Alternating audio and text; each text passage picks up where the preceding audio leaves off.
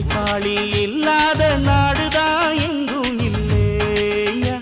அரஹோயா அவன் உழைப்பாலே பிழைக்காத பேருதான் எங்கும் இல்லையா அரஹோயா அர சாமியோ சாமி அப்படி இருந்துட்டா காமி கூலியோ கூலி எங்களை நம்பித்தா பூமி பிறர் வாழ்வதே